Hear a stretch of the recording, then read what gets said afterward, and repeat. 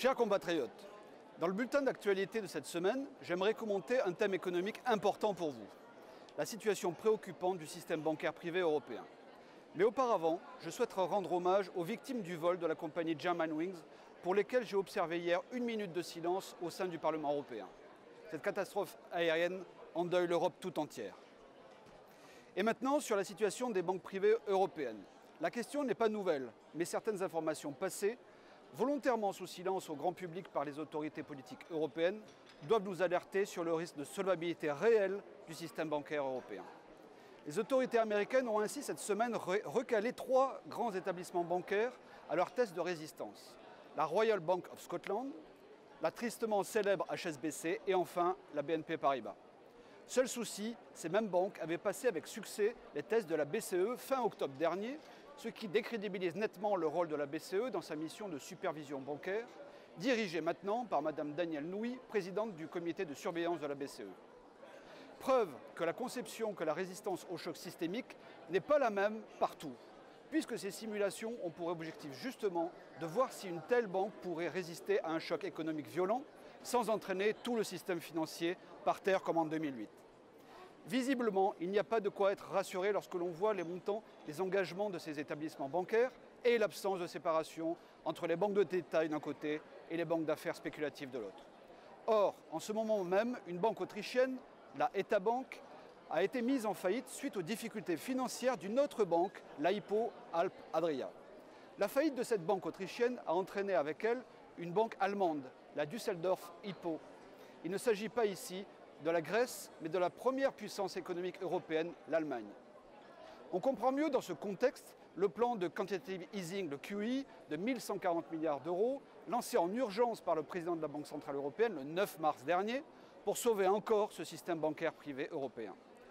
À cela, ajoutons un mouvement de panique bancaire en Andorre et une banque espagnole, la filiale de la BPA Banco Madrid, a déposé le bilan suite à une très forte détérioration financière, conséquence des importants retraits des fonds des clients. Discrètement, c'est le début de ce terrible effet de réaction en chaîne progressif dont les citoyens européens risquent au final d'être encore les payeurs, en dernier ressort, comme en 2008 via l'État. En effet, lors d'une faillite bancaire, les créanciers et les clients sur leur compte bancaire pourraient être ponctionnés en vertu du MUR, ce mécanisme unique de résolution adopté par l'Union européenne en 2014 dans le cadre de cette escroquerie institutionnelle qu'est l'Union bancaire. Les Chypriotes en ont déjà fait les frais en avril 2013 et le risque de contagion de cette répression financière à toute l'Europe est de plus en plus élevé. L'Autriche a décidé en effet d'appliquer avant l'heure ce texte qui permettra de saisir les comptes des clients pour payer les dettes des banques en faillite. Pour avoir un ordre d'idée, l'ardoise laissée par la Hypo Alp Adria, établissement de taille moyenne, est d'environ 10 milliards d'euros. Il ne faut pas non plus compter sur le Fonds européen de résolution des faillites, qui est pour le moment doté de 12 milliards d'euros seulement. À terme, il devrait être de 55 milliards. Mais on voit bien que si un seul établissement majeur venait aujourd'hui à faire défaut, tout serait vite emporté. Plus préoccupant est le cas de la Grèce, où les banques ne survivent que grâce aux prêts d'urgence de la BCE et de son programme de liquidité d'urgence, dit EELA. Chaque semaine, la banqueroute du pays est annoncée. Chaque semaine, elle ne tient que par une aide extérieure. Mais pour combien de temps? Pour la France, deuxième puissance économique de la zone euro, c'est avec ces éléments bancaires à l'esprit qu'il faut regarder l'annonce du ministre des Finances français, M. Michel Sapin, de certaines mesures pour restreindre l'utilisation de l'argent liquide.